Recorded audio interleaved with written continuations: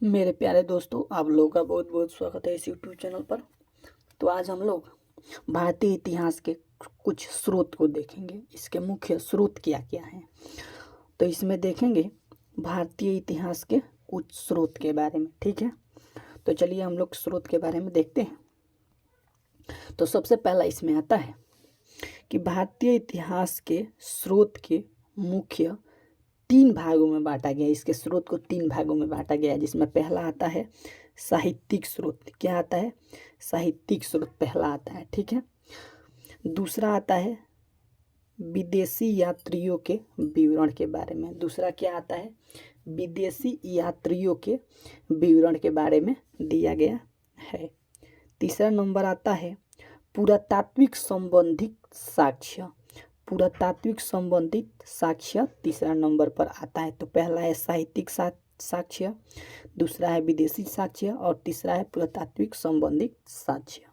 तो इसमें देखते हैं सबसे पहला साहित्यिक साक्ष्य क्या क्या होता है। ठीक है, तो इसमें इसके अंतर्गत साहित्यिक ग्रंथों से प्राप्त सामग्रियों का अध्ययन किया जाता है।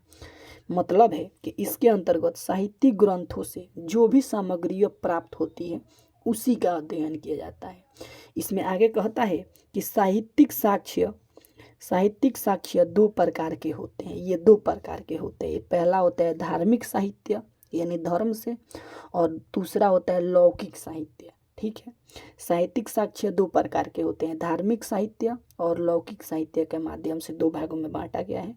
तो इसमें पहला आता है धार्मिक साहित्य। तो इसमें क्या कहता है, देखिए इसमें कहता है कि धार्मिक साहित्य के अंतर्गत ब्राह्मण और ब्राह्मणोत्तर ग्रंथों का अध्ययन किया जाता है। इसमें ब्राह्मण एवं ब्राह्मणोत्तर ग्रंथों का अध्ययन किया जाएगा, किसमें? धार्मिक साहित्य में।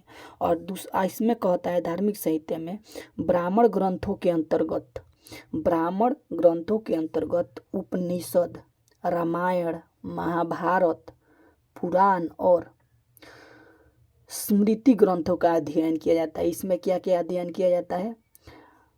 वेद के बारे में अध्ययन किया जाता है, उपनिषद के बारे में अध्ययन किया जाता है, रामायण के बारे में अध्ययन किया जाता है, महाभारत के बारे में अध्ययन किया जाता है, पुराण के बारे में अध्ययन किया जाता है, स्मृति ग्रंथों के बारे में अध्ययन किया जाता है धार्मिक ग्रंथ में। ठीक है, इसमें आगे बोलता है ब्राह्मणोत्तर साहित्य के अंतर्गत बौद्धक जैन साहित्य से संबंधित रचनाओं का अध्ययन किया जाता है। इसमें ब्राह्मणोत्तर साहित्य के अंतर्गत बौद्ध और जैन साहित्य से संबंधित रचनाओं का अध्ययन किया जाता है। ठीक है, ब्राह्मणोत्तर में। ठीक है, और धार्मिक में जो हो गया वेद हो गया, रामायण हो गया, महाभारत हो गया, स्मृति हो गया, उसमें किया जाता है। इसमें आगे आता है वेद। अब देखिए वेद के बारे में कुछ बातों को देखते हैं। वेद भारत में प्राचीन धर्म ग्रंथ है। वेद भारत के प्राचीन धर्म ग्रंथ है, यानी सबसे पुराना है वेद, जिसके रचयिता महर्षि वेद व्यास किए थे। कौन किए थे? वेद व्यास। जिसकी रचना कौन की है? वेद व्यास। ठीक है, वेद व्यास को माना जाता है, यह माना गया है। वेद में हमें भारत के प्राचीन काल के सभी महत्वपूर्ण जानकारी मिलती है। वेद में हमें भारत की प्राचीन काल के सभी महत्वपूर्ण जानकारी मिलती है। और वेद को हम लोग पढ़ते हैं तो वेद को चार भागों में बांटा गया है। सबसे पहला है ऋग्वेद, दूसरा है यजुर्वेद, तीसरा है सामवेद, चौथा है अथर्ववेद। ठीक, ये चारों वेद सम्मिलित रूप से संहिता कहा जाता है। अगर इन चारों वेदों को आपस में मिला दिया जाए, इसको क्या बोला जाएगा? संहिता बोला जाएगा, संहिता। ये सभी चारों वेद सम्मिलित रूप से संहिता कहा जाता है। इन चारों को मिलाया जाएगा तो उसको बोला जाएगा संहिता। ठीक है, अब चलिए वेद के बारे में देखते हैं। सबसे पहले आता है ऋग्वेद। क्या आता है? ऋग्वेद। अब देखिए इसमें देखते हैं, ऋग्वेद समस्त आर्य जाति का प्राचीनतम रचना है। ऋग्वेद समस्त आर्य जाति, जितने भी आर्य जाति है उसका प्राचीनतम रचना यही है। कौन है? ऋग्वेद।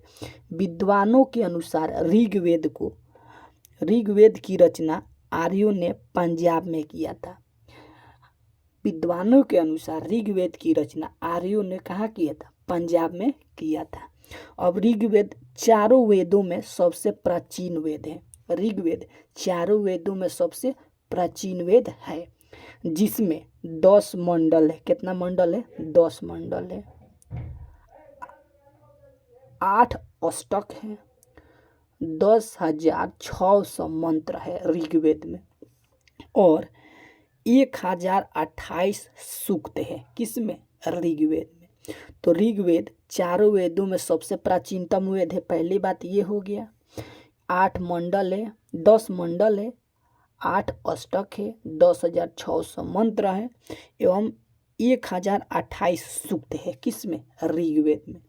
ठीक है, इसके आगे देखते हैं दूसरा का दूसरा और सातवां। इसको देखिएगा, ये बहुत इंपॉर्टेंट है। ऋग्वेद का दूसरा और सातवां मंडल सबसे प्राचीन मंडल है। क्या है? सबसे प्राचीन मंडल है। ऋग्वेद का दूसरा और सातवां जो मंडल है सबसे प्राचीन है, और पहला एवं 10वां मंडल, जो पहला मंडल है और 10वां मंडल है, ये दोनों सबसे बाद का मंडल है। ये दोनों कब का मंडल है? सबसे बाद का मंडल है। ऋग्वेद का दूसरा और सातवां मंडल सबसे प्राचीन है, पहला और 10वां मंडल सबसे बाद का मंडल है। अब देखिए, ऋग्वेद के 9वें मंडल को सोम मंडल भी कहा जाता है। क्या कहा जाता है? सोम मंडल। यानी ऋग्वेद के 9वें मंडल को सोम मंडल भी कहा जाता है। इसके आगे बहुत ही इंपॉर्टेंट क्वेश्चन है। इसमें कहता है ऋग्वेद में ही गायत्री मंत्र का उल्लेख मिलता है। गायत्री मंत्र का उल्लेख किस में मिलता है? ऋग्वेद में मिलता है। गायत्री मंत्र का जो उल्लेख है किस में मिलता है? ऋग्वेद में मिलता है। आगे बोला है ऋग्वेद के 10वें मंडल के पुरुष सूक्त से सबसे पहले वर्ण व्यवस्था का उल्लेख किया गया। क्या बोला गया है? इसमें बोला गया है ऋग्वेद के 10वें मंडल के पुरुष सूक्त में सबसे पहले वर्ण व्यवस्था का उल्लेख मिलता है। ऋग्वेद के 10वें मंडल के पुरुष सूक्त में, यानी 10वां मंडल के पुरुष सूक्त जो है उसमें सबसे पहले वर्ण व्यवस्था का उल्लेख मिलता है। आगे देखते हैं। ऋग्वेद की 5 मान्य शाखाएं हैं। ऋग्वेद के 5 मान्य शाखाएं हैं, जिसमें पहला आता है शाकल। पहला क्या आता है? शाकल आता है। पहला शाकल। ठीक है। दूसरा आता है अश्वलायन। क्या आता है? अश्वलायन। ठीक है। तीसरा आता है मांडुक्य। क्या आता है? मांडुक्य। चौथा आता है संखायन। क्या आता है? संखायन। तथा वास्कल उसके बाद आता है। ऋग्वेद की 5 मान्य शाखाएं, पहला है शाकल, दूसरा है अश्वलायन, तीसरा है मांडुक्य, चौथा है संखायन और 5वां है वास्कल। ठीक है, इसको 5 मान्य शाखाएं में बांटा गया है। अगला आ जाता है यजुर्वेद। क्या आता है? यजुर्वेद। ऋग्वेद, यजुर्वेद, सामवेद, अथर्ववेद, ये 4 वेद हैं। तो पहला था ऋग्वेद, पढ़ लिए। दूसरा है यजुर्वेद। इसमें कहता है इस वेद में यज्ञों के नियमों और विधि विधानों का उल्लेख मिलता है। इन वेदों में यज्ञों के नियमों और विधि विधानों का उल्लेख मिलता है। यजुर्वेद एकमात्र ऐसा वेद है जो पद्य एवं गद्य दोनों में लिखा गया है, यानी पद एवं गद्य दोनों में लिखा गया है। यजुर्वेद एक ऐसा वेद है जो पद एवं गद्य दोनों में लिखा गया है। ठीक है। इसके आगे कहता है इस वेद के 2 भाग हैं, कृष्ण यजुर्वेद और शुक्ल यजुर्वेद। ठीक, आयुर्वेद और यजुर्वेद, कृष्ण आयुर्वेद और शुक्ल यजुर्वेद, इसके 2 भाग हैं। यजुर्वेद के पाठ्यकर्ता को अधर्व्यु कहा जाता है। यजुर्वेद के पाठ्यकर्ता को अधर्व्यु कहा जाता है। क्या कहा जाता है? अधर्व्यु कहा जाता है। अगला है सामवेद, यानी तीसरा वेद कौन सा है? तीसरा वेद है सामवेद। ठीक है, इसमें देखिए कहता है, इसमें सामवेद को भारतीय संगीत का जनक माना जाता है। सामवेद को भारतीय संगीत का जनक यानी मूल माना जाता है। इसमें यज्ञ के अवसर पर गाए जाने वाले मंत्रों का संग्रह है। इस समय जो यज्ञ के अवसर पर गाए जाने वाले मंत्र जो है उसका संग्रहण इसी में मिलता है। आगे कहता है सामवेद में कुल 1549 ऋचाएँ हैं। सामवेद में कुल 1549 ऋचाएँ हैं। इसमें मात्र 78 ऋचाएँ ही नई हैं। इसमें मात्र 78 ऋचाएँ ही नई है। शेष ऋग्वेद से लिया गया है। शेष कहाँ से लिया गया है? तो ऋग्वेद से लिया गया है। आगे कहता है इस वेद में मुख्यतः सूर्य की स्तुति के मंत्र हैं। इस वेद में मुख्यतः सूर्य की स्तुति के मंत्र हैं। क्या? स्तुति की, यानी प्रार्थना करने का जो मंत्र है वो सामवेद में है। इसके आगे देखते हैं सामवेद की 3 मुख्य शाखाएं हैं। सामवेद की 3 मुख्य शाखाएं हैं। जो शाखाएं हैं जैमिनीय, रामायणीय और कौथुम। सामवेद की 3 शाखाएं हैं, जैमिनी, रामायणीय और कौथुम, ये 3 शाखाएं हैं। आगे है अथर्ववेद। कौन सा है? अथर्ववेद। पहला था ऋग्वेद, दूसरा सामवेद, तीसरा यजुर्वेद और चौथा है अथर्ववेद। इसमें कहते हैं अथर्ववेद में मनुष्य के अंधविश्वास और विचारों का विवरण मिलता है। यजुर्वेद में मनुष्यों के अंधविश्वास और विचारों का विवरण मिलता है। इस वेद में, ये जो वेद है, इस वेद में जादू, टोना, रोग निवारण, विवाह, वशीकरण, ब्राह्मण, ज्ञान, धर्म, समाज, निष्ठा, औषधि का प्रयोग एवं अनेक विषयों का वर्णन मिलता है। इसमें अनेक विषयों का वर्णन, इससे भी ज्यादा, यानी अथर्ववेद से मनुष्य के अंधविश्वास विचार विवरण मिलता है। इस वेद में जादू, टोना, रोग निवारण, विवाह, वशीकरण, ब्राह्मण, ज्ञान, धर्म, समाज, निष्ठा, औषधि का प्रयोग एवं अनेक विधियों का वर्णन मिलता है। इसी में कहता है इस वेद में कुल 20 मंडल हैं, 731 ऋचाएँ हैं, 5987 मंत्र हैं। इसमें कितने मंत्र है? 5987 मंत्र है। इसमें कहता है यह चौथा जो है, यह चौथा एवं अंतिम वेद है। कौन? ये चौथा एवं अंतिम वेद है। कौन सा? और इस वेद की रचना अथर्वा ऋषि द्वारा की गई है। किन ऋषि द्वारा की गई? अथर्वा ऋषि, यानी ऋग्वेद, सामवेद, यजुर्वेद और अथर्ववेद। अथर्ववेद चौथा और अंतिम है, जिसकी रचना अथर्वा ऋषि द्वारा किया गया है। अथर्ववेद का एकमात्र ब्राह्मण ग्रंथ गोथप है। गोपथ। अथर्ववेद का एकमात्र ब्राह्मण ग्रंथ गोपथ ग्रंथ है। आगे आता है इसमें उपनिषद। तो उपनिषद कहता है उपनिषद का शाब्दिक अर्थ समीप बैठना होता है, यानी किसी के समीप बैठना होता है। इसमें आत्मा, परमात्मा तथा संसार के संदर्भ में प्रचलित दार्शनिक विचारों का संग्रह है। उपनिषद का शाब्दिक अर्थ समीप बैठना होता है। इसके आत्मा, परमात्मा तथा संसार के संदर्भ में प्रचलित दार्शनिक विचार का संग्रह होता है। चलिए इसमें आगे देखते हैं। उपनिषद वेदों का अंतिम भाग है। क्या?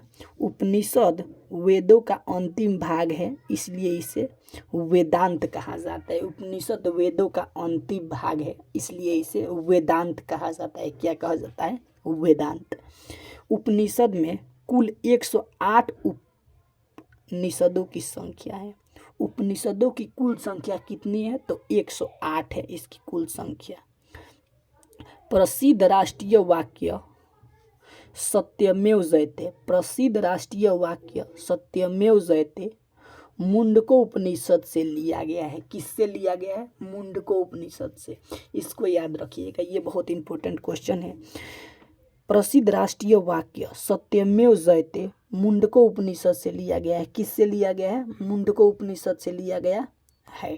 ठीक है, अगला आता है आरण्यक। आरण्यक यह ब्राह्मण ग्रंथों का अंतिम भाग है। क्या? ये ब्राह्मण ग्रंथ का अंतिम भाग है जिसमें दार्शनिक एवं रहस्यात्मक विषयों का वर्णन है। जिसमें दार्शनिक एवं रहस्यात्मक विषयों का वर्णन है। इसकी रचना आरण्यों अर्थात वनों में पढ़ाए जाने के लिए की गई थी। इसकी रचना आरण्यों अर्थात वनों में पढ़ाए जाने के लिए की गई। इसी कारण इन्हें आरण्यक कहा जा गया है। इसी कारण इसे आरण्यक कहा गया है। आगे देखते हैं, आरण्यक में यज्ञों के स्थान पर, आरण्यक में यज्ञों के स्थान पर ज्ञान चिंतन को प्रधानता दी गई है। आरण्यक में यज्ञों के स्थान पर ज्ञान एवं चिंतन को प्रधानता दी गई है, प्रधानता दी गई है। और इस प्रकार ये दार्शनिक रचनाएं हैं। इस प्रकार ये दार्शनिक रचनाएं हैं। इन्हीं से कालांतर में उपनिषदों का विकास हुआ है। इन्हीं से कालांतर में उपनिषदों का विकास हुआ है। प्रमुख आरण्यक हैं ऐत्रेय, सांख्यायन, तैत्तिरीय, बृहदारण्यकम, जैमिनी तथा छांदोग्य। यही इसके प्रमुख आरण्यक है। आगे है वेदांत। तो चलिए वेदांत के बारे में देखते हैं। वेदांत क्या है? तो वेदांत वेदों को अच्छे से समझने के लिए, वेदों को अच्छे से समझने के लिए वेदांत की रचना किया गया। वेदों को अच्छे से समझने के लिए वेदांत की रचना किया गया। शिक्षा, ज्योतिष, व्याकरण, छंद, कल्प तथा निरुक्त है। रचना की गई थी। शिक्षा, ज्योतिष, व्याकरण, छंद, कल्प, निरुक्त है। ये सभी वेद के शुद्ध उच्चारण और यज्ञादि करने में सहायक थे। ये सारे शुद्ध उच्चारण और यज्ञादि करने के सहायक थे। शुद्ध उदाहरण निकालना है तो इन सबों का प्रयोग करके शुद्ध उदाहरण निकाला जाता था। इसके बाद है पुराण। पुराण क्या कहता है? क्या है पुराण? पुराणों के रचयिता लोमहर्षक एवं उनके पुत्र उग्रश्रवा को माना जाता है। पुराण के रचयिता लोमहर्ष एवं उनके पुत्र उग्रश्रवा को माना जाता है। पुराणों की संख्या 18 है। पुराणों की संख्या कितना है? 18। इसका संकलन गुप्त काल में हुआ था। इसका संकलन कब हुआ था? गुप्त काल में। पुराणों की संख्या 18 है। इसका संकलन गुप्त काल में हुआ था। इसमें ऐतिहासिक वंशावली भी मिलती है। इसमें ऐतिहासिक वंशावली भी मिलती है। क्या मिलती है? ऐतिहासिक वंशावली भी मिलती है। मत्स्य पुराण सबसे प्राचीन एवं प्रामाणिक पुराण है। मत्स्य पुराण सबसे प्राचीन एवं प्रामाणिक पुराण है। क्या है? प्रामाणिक पुराण है। रामायण आगे आता है। रामायण, तो रामायण के बारे में देखते हैं। क्या? रामायण इस महाकाव्य की रचना दूसरी शताब्दी के आसपास महर्षि वाल्मीकि द्वारा संस्कृत भाषा में की गई थी। ठीक है, इस महाकाव्य की रचना दूसरी शताब्दी के आसपास महर्षि वाल्मीकि द्वारा संस्कृत भाषा में की गई थी। प्रारंभ में रामायण 6000 श्लोक थे, जो कालांतर में 24,000 श्लोक हो गए हैं। पहले 6000 था, अब हो गया 24,000। रामायण को चतुर्विंशति सहस्त्री संहिता भी कहा जाता है। सहस्त्री संहिता भी कहा जाता है। आगे है महाभारत। यह महाकाव्य है। यह महाकाव्य है जिसकी रचना लगभग 4वीं शताब्दी में महर्षि व्यास द्वारा की गई थी। किसके द्वारा की गई? वेद व्यास द्वारा की गई थी। रामायण की रचना वाल्मीकि द्वारा और महाभारत की रचना महर्षि वेद व्यास द्वारा। और प्रारंभ में इसमें 8,800 श्लोक थे जिसे जय संहिता कहा जाता था।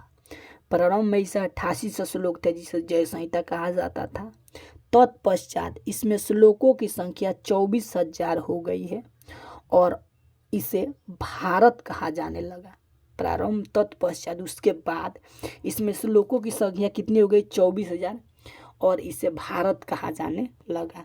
कालांतर में इसमें श्लोकों की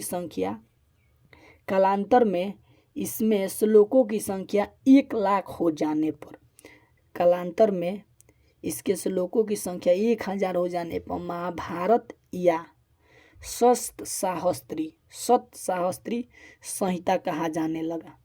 इसे महाभारत या सप्तसाहस्त्री संहिता कहा जाने लगा। महाभारत का प्रारंभिक उल्लेख अश्वलायन गृह सूत्र में मिलता है। महाभारत का प्रारंभिक उल्लेख अश्वलायन गृह सूत्र में मिलता है। किसमें मिलता है? अश्वलायन गृह सूत्र में मिलता है। सूत्र, इसमें जो सूत्र है, इस साहित्य की रचना ईसवी पूर्व 6ठी शताब्दी के आसपास की गई। ईसवी पूर्व 6ठी शताब्दी के आसपास की गई। सूत्र ग्रंथों को कल्प भी कहा जाता है। सूत्र ग्रंथों को कल्प भी कहा जाता है। इस साहित्य की रचना 6ठी शताब्दी के आसपास की गई थी। ठीक, सूत्र ग्रंथों को कल्प सूत्र भी कहा जाता है। क्या? कल्प सूत्र भी कहा जाता है। कल्प सूत्र क्या है? तो कल्प सूत्र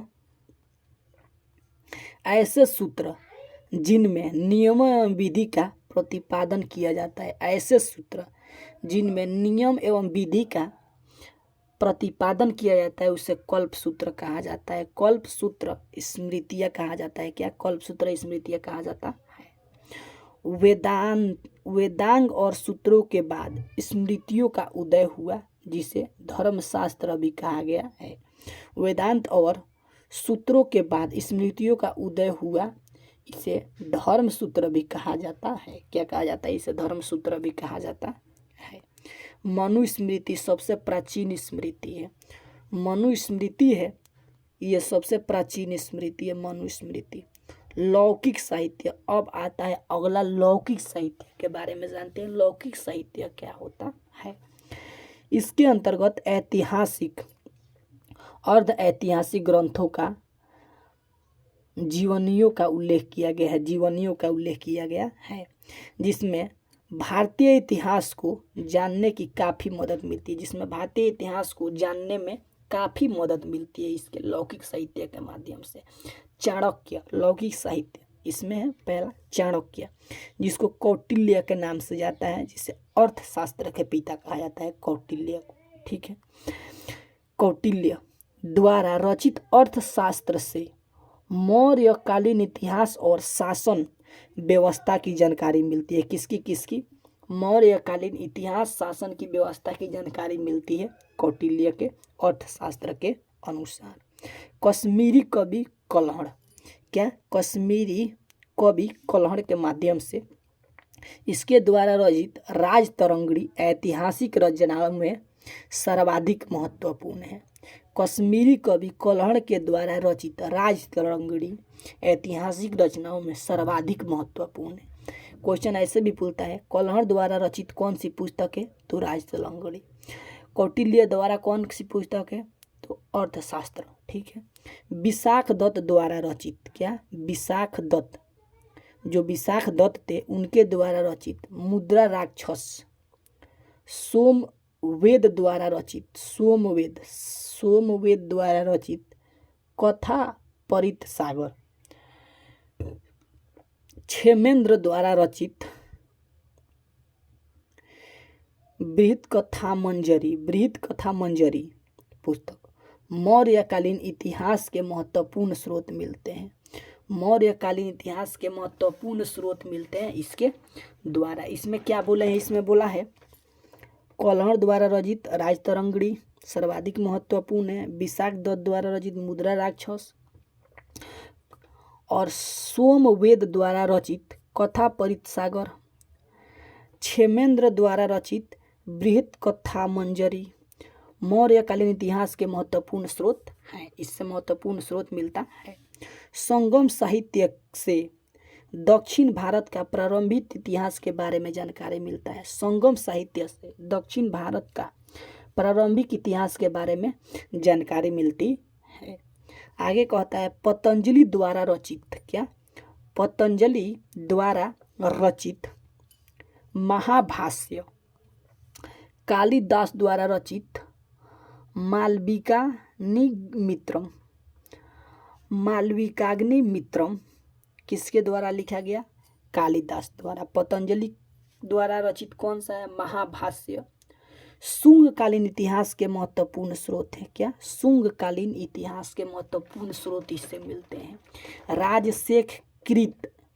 राजशेखर कृत प्रबंध कोश से गुजरात के चालुक्यों के इतिहास की जानकारी मिलती है। गुजरात के इतिहास की जानकारी मिलती है, जो चालुक्य थे उसके बारे में जानकारी मिलती है। भारत पर हुए यौवन आक्रमण, क्या यौवन आक्रमण की महत्वपूर्ण जानकारी गार्गी संहिता से मिलती है। भारत पर हुए यौवन आक्रमण की महत्वपूर्ण जानकारी किससे मिलती है, गार्गी संहिता से प्राप्त होती है। ऐतिहासिक जीवनियों में अश्वघोष के बुद्ध चरित्र, वाणभट्ट का हर्षचरित, वाक्यपति का गोंडवहो, विल्हड़ का विक्रमाकदेन रचित, पदगुप्त का नवशहंसाह रचित, हेमचंद्र द्वारा रचित, हेमचंद्र की जो रचना है रचित, कुमारपाल रचित, जयनाद कृत, पृथ्वीराज विजय इत्यादि उल्लेखनीय है। इसमें पृथ्वीराज विजय इतिहास उल्लेखनीय है। ये भी लोग भी कुछ कुछ इसमें महत्वपूर्ण जानकारी दिए हैं। विदेशी यात्रियों का विवरण, विदेशी जो यात्री हैं उनका विवरण कुछ दिया गया है। क्या विदेशी यात्रियों का विवरण, विदेशी यात्रियों के विवरण में से भारत के सामाजिक राजनीतिक अवस्था का पता चलता है। विदेशी यात्रियों के विवरण से भारत के सामाजिक एवं राजनीतिक अवस्था का पता चलता है। ठीक है, विदेशी यात्रियों के विवरण को 3 भागों में विभाजित किया गया है। इनके यात्रियों के विवरण को 3 भागों में विभाजित किया गया है। पहला है यूनान और रोम के लेखकों का विवरण, यूनान एवं रोम के लेखकों का विवरण। दूसरा है चीनी यात्रियों के वृत्तांत, दूसरा है चीनी यात्रियों के वृत्तांत। तीसरा है अरब यात्रियों के वृत्तांत, तीसरा है अरब यात्रियों के। विदेशी यात्रियों के विवरण को 3 भागों में बांटा गया है। यूनानी और रोम लेखकों का विवरण, चीनी यात्रियों का वृत्तांत और अरब यात्रियों के वृत्तांत दिए गए हैं। यूनानी और रोम के लेखकों का विवरण सबसे पहले देखते हैं। हेरोडोटस, इसे इतिहास का जनक कहा जाता है। किसको, हेरोडोटस को। इतिहास का जनक किसे कहा जाता है, हेरोडोटस को कहा जाता है। इसने अपनी पुस्तक हिस्टोरिका में 5वीं शताब्दी ईसा पूर्व से भारत फारस के संबंध का उल्लेख किया है, परंतु इसका विवरण, हेरोडोटस 5वीं शताब्दी ईसा पूर्व से भारत फारस संबंध में उल्लेख किया है, परंतु इसका विवरण अनुश्रुतियों अफवाहों पर आधारित है। परंतु इसका विवरण जो है अनुश्रुतियों एवं अफवाहों पर आधारित है। अगला आता है यूनानी लेखक जो आता है, अगला आता है टेसियस। क्या आता है, टेसियस। यह ईरान का राजवैद्य था, इसमें भारत के संबंध में समस्त जानकारी ईरानी अधिकारियों द्वारा प्राप्त किया। क्या, ईरानी अधिकारियों द्वारा प्राप्त किया था। भारत के संबंध में इसका विवरण आश्चर्यजनक कहानियों से परिपूर्ण होने के कारण अविश्वसनीय है। क्या है? अविश्वसनीय है। जो भी टेसियस ने दिया था वो अविश्वसनीय है। सिकंदर के साथ भारत आने वाला लेखकों में निरियाकस, अनेसिक्राटस और अरिस्टोबुलस के विवरण अधिक प्रामाणिक और विश्वसनीय हैं।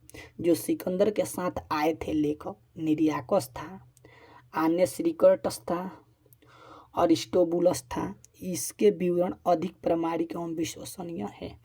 और यूनानी में ही आए थे मेगास्थनीज। कौन आया था? मेगास्थनीज आया था। इसके बारे में देखते हैं, मेगास्थनीज के बारे में। यह सेल्यूकस निकेटर का राजदूत था। किसका राजदूत था? सेल्यूकस निकेटर का राजदूत था मेगास्थनीज, जो चंद्रगुप्त मौर्य के राजदार दरबार में आया था। जो चंद्रगुप्त मौर्य के राज दरबार में आया था। किसके दरबार में आया था? मेगास्थनीज चंद्रगुप्त मौर्य के दरबार में आया था और सेल्यूकस निकेटर का राजदूत था। इसने अपनी पुस्तक इंडिका नामक अपने पुस्तक में मौर्य युगीन समाज एवं संस्कृति के विषय में उल्लेख किया है। इसने अपनी पुस्तक इंडिका, यानी मेगास्थनीज की पुस्तक इंडिका है, इंडिका नामक पुस्तक में मौर्य युगीन समाज एवं संस्कृति के विषय में उल्लेख किया है। इनके विषय में उल्लेख किया है, मौर्य युगीन समाज एवं संस्कृति के बारे में उल्लेख किया है।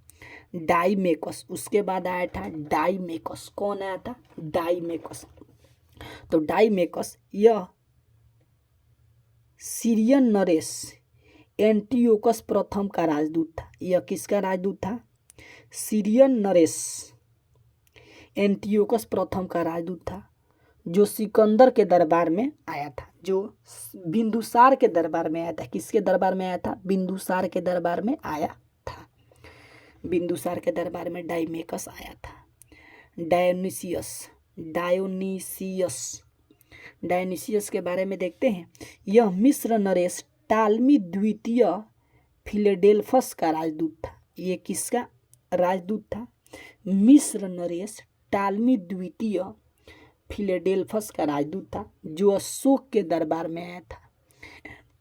डायोनिसियस किसके दरबार में आया था? तो अशोक के दरबार में आया था। अगला आता है प्लिनी।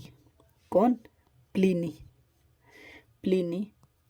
इसने लगभग प्रथम शताब्दी ईस्वी में नेचुरल हिस्टोरिका नामक पुस्तक लिखी थी।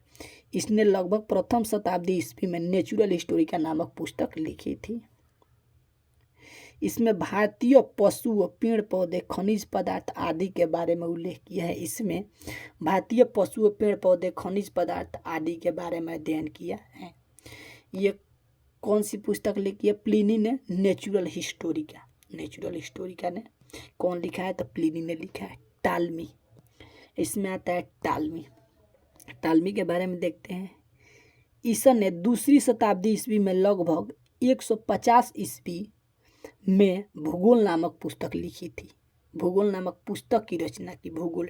टालमी किसकी रचना थी? थे भूगोल। इसने दूसरी शताब्दी ईस्वी में लगभग 150 ईस्वी में भूगोल नामक पुस्तक की रचना की थी। इसके आगे आता है पेरिलिप्स ऑफ द इरिथ्रायन सी।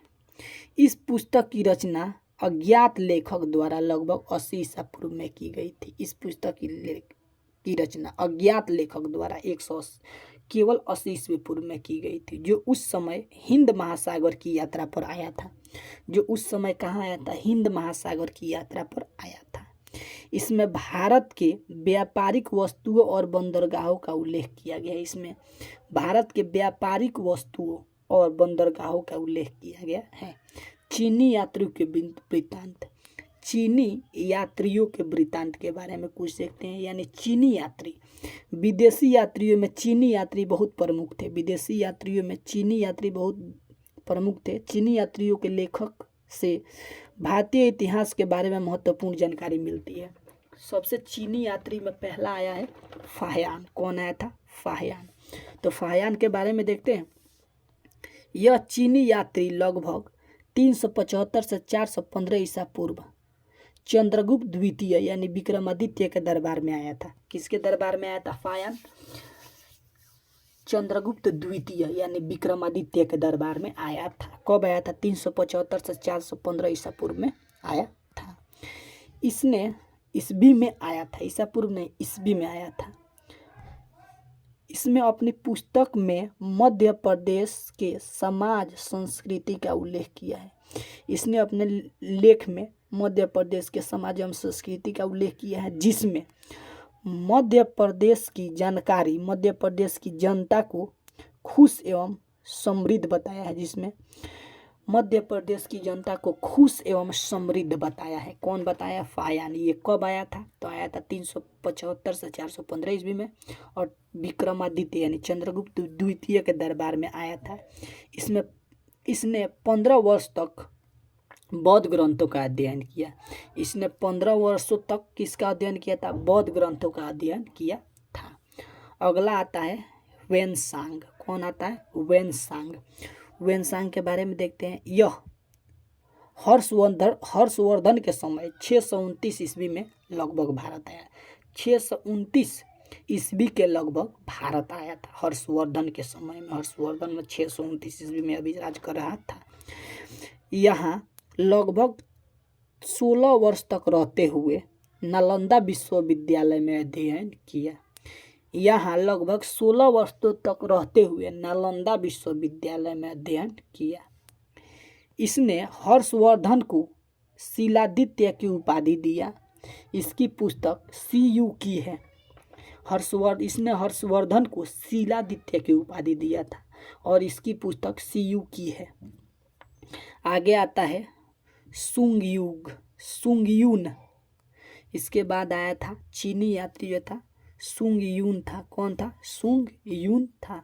यह चीनी लेखक था जो 518 ईस्वी में भारत आया। ये कब आया था? 518 ईस्वी में भारत आया था।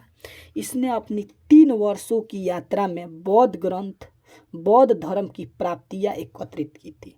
इसने अपने 3 वर्षों की यात्रा में बौद्ध धर्म की प्राप्तियां एकत्रित की थी। आगे आया था इत्सिंग। चीनी यात्री था। इत्सिंग कैसा था? चीनी यात्री था। कौन? इत्सिंग। यह 7वीं शताब्दी के अंत में भारत आया। यह 7वीं शताब्दी के अंत में भारत आया। इसने अपनी लेख में नालंदा विश्वविद्यालय, विक्रमशिला विश्वविद्यालय एवं अपने समय में भारतीय स्थिति का उल्लेख किया है। ठीक है। नालंदा विश्वविद्यालय, विक्रमशिला विश्वविद्यालय में अपने समय में भारतीय स्थिति का उल्लेख किया है। अब अगला आता है अरब यात्रियों का वृत्तांत। अरब यात्रियों के वृत्तांत है। अरब के मुसलमान लेखक हसन निजाम अल मसूद, सुलेमान अल बरूनी, अल बिरादूरी, निजामुद्दीन फरिश्ता के रचनाओं से भारतीय इतिहास का महत्वपूर्ण जानकारी प्राप्त होता है। अरब यात्रियों के इसमें मुसलमान लेखक हसन निजाम थे, अल मसूदी था, सुलेमान था, अल बरूनी था, अल बिरादूरी था, निजामुद्दीन था, फरिश्ता के रचनाओं के भारतीय इतिहास के महत्वपूर्ण जानकारी प्राप्त होती है। आगे आता है अल बरूनी। इसमें आता है अल बरूनी भी विदेशी यात्री था। इनका जन्म 973 ईस्वी में ख्वारिज्म यानी खीवा में हुआ था। कहाँ हुआ था? खीवा में हुआ था। अल बरूनी का पूरा नाम अबू रेहान मोहम्मद इब्न अहम अल बरूनी था। ठीक। अल बरूनी महमूद गजनबी के साथ भारत आया था। अल बरूनी महमूद गजनबी के साथ भारत आया था। इसको अरबी फारसी संस्कृत का अच्छा ज्ञान था। इसने तहकीक हिंद भारत की खोज पुस्तक की रचना किसने किया था? अल बरूनी ने किया था। इसमें भारतीयों के तत्कालीन दशाओं का वर्णन है। आगे आया था विदेशी यात्री में सुलेमान। कौन आया था? सुलेमान आया था, सुलेमान। इसके रचनाओं से प्रतिहार और पाल राजाओं के विषय में जानकारी मिलती है। इसके रचनाओं से प्रतिहार पाल राजाओं के विषय में जानकारी मिलती है। उसके बाद आया था अल मसूदी। कौन आया था? अल मसूदी। तो अल मसूदी इसने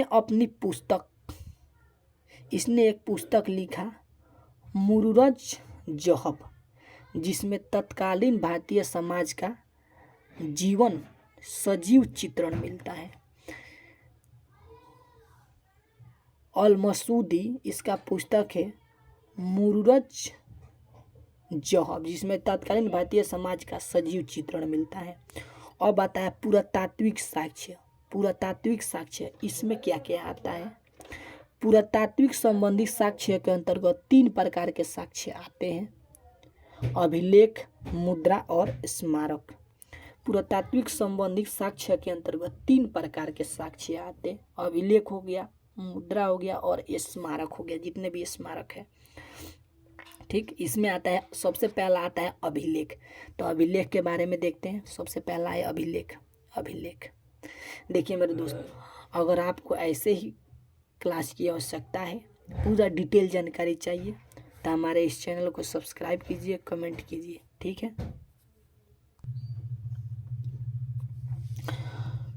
अभिलेख सबसे पहला आता है इसमें अभिलेख। तो अभिलेख के बारे में देखते हैं। अभिलेख के अध्ययन को पुरालेख शास्त्र कहते हैं। अभिलेख के अध्ययन को पुरालेख शास्त्र कहते हैं। अभिलेख पाषाण शिलाओं, स्तंभों, दीवारों, मुद्राओं एवं ताम्रपत्र पर खुदे जाते थे। जो भी अभिलेख थे, अभिलेख पाषाण शिलाओं पर, स्तंभों पर, दीवारों पर, मुद्राओं पर, ताम्रपत्र पर खुदे जाते थे। सबसे प्राचीन अभिलेख मध्य एशिया में बोगाजकोई प्राप्त अभिलेख है। बोगाजकोई से जो प्राप्त अभिलेख है वह सबसे प्राचीन है। ठीक है। कलिंग नरेश खारवेल के हाथी गुफा अभिलेख से सर्वप्रथम भारत का उल्लेख मिलता है। कलिंग नरेश खारवेल के हाथी गुफा अभिलेख से सर्वप्रथम भारत का उल्लेख मिलता है। मंदसौर अभिलेख से, मंदसौर अभिलेख से क्या मिलता है? तो इसमें देखते हैं, मंदसौर अभिलेख से रेशम बुनकर की श्रेणियों की जानकारी मिलती है। मंदसौर अभिलेख से रेशम बुनकर श्रेणियों की जानकारी मिलती है। अगला है एरण अभिलेख सेनापति। अगला है एरण अभिलेख सेनापति भानुगुप्त की पत्नी से सती प्रथा का पहला साक्ष्य मिलता है। एरण अभिलेख से सेनापति भानुगुप्त की पत्नी से सती प्रथा का पहला साक्ष्य मिलता है। अगला है यवन राजदूत होलियोडोरस के वेशनगर यानी विदिशा गरुड़ स्तंभ लेख से भागवत धर्म के विकसित होने का प्रमाण मिलता है। भागवत धर्म के विकसित होने का प्रमाण मिलता है। इसमें आता है मुद्रा। तो मुद्रा से क्या जानकारी मिलती है? प्राचीन राजाओं द्वारा ढलवाए गए सिक्कों से प्राप्त भारतीय इतिहास की जानकारी मिलती है। जो ढलवाते थे सिक्का, उससे भारतीय इतिहास की जानकारी मिलती है। प्राचीनतम सिक्कों को आहत सिक्का के नाम से जाना जाता है।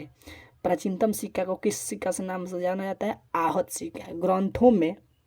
ग्रंथों में इन्हें कारसापड़, पुराण, धरण, शतमान आदि के नामों से जाना जाता है। पुराण हो गया, धरण हो गया, शतमान हो गया, इन्हीं के नामों से जाना जाता है। अधिकांशतः आहत सिक्के चांदी के टुकड़े हैं। अधिकांशतः आहत सिक्के चांदी के टुकड़े हैं जिस पर विभिन्न आकृतियाँ अंकित की गई है। विभिन्न प्रकार की आकृतियाँ अंकित की गई है। सर्वप्रथम सिक्कों पर लेख का कार्य यवन शासकों द्वारा की गई। सर्वप्रथम सिक्कों पर लेख लिखने का कार्य यवन शासकों द्वारा की गई। किनके द्वारा? यवन शासकों के द्वारा की गई थी। मुद्राओं से ही भारत के गणराज्यों का अस्तित्व का प्रमाण मिलता है। गणराज्यों का अस्तित्व का प्रमाण मिलता है। कनिष्क के सिक्कों से हमें उनके बौद्ध धर्म के अनुयायी होने का प्रमाण मिलता है। कनिष्क के सिक्का से हमें उसे बौद्ध के अनुयायी होने का प्रमाण मिलता है, यानी बौद्ध के अनुयायी था। समुद्रगुप्त की बीड़ा बजाती हुई मुद्रा वाले सिक्के से उनकी संगीत प्रेमी होने का साक्ष्य मिलता है कि वो संगीत प्रेमी था। अगला आता है पुडुचेरी के निकट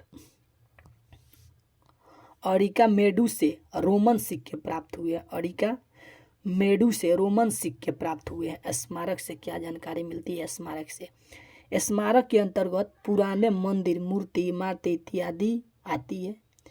इससे हमें विभिन्न युगों के धार्मिक, सामाजिक, आर्थिक परिस्थितियों की जानकारी प्राप्त होती है। इससे हमें धार्मिक, सामाजिक, आर्थिक परिस्थितियों की जानकारी प्राप्त होती है।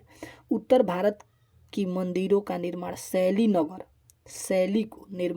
को नगर, दक्षिण भारत की मंदिर शैली को द्रविड़ शैली कहते हैं।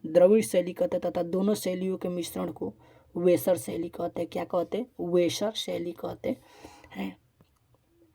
देखिए मेरे दोस्तों, अगर इसी प्रकार के आप लोगों को हर चीज़ की पूरे डिटेल से जानकारी प्राप्त करना चाहते हैं तो इस चैनल को सब्सक्राइब कीजिए, कमेंट कीजिए कैसा आप लोगों को क्लास चाहिए, हम आप लोगों को देने का प्रयास करेंगे, ठीक है। और इस चैनल को सब्सक्राइब कीजिए, ठीक है। इस चैनल को क्या कीजिए? सब्सक्राइब कीजिए, ठीक है। तो चलिए मिलते हैं फिर अगले क्लास में, तब तक के लिए जय हिंद।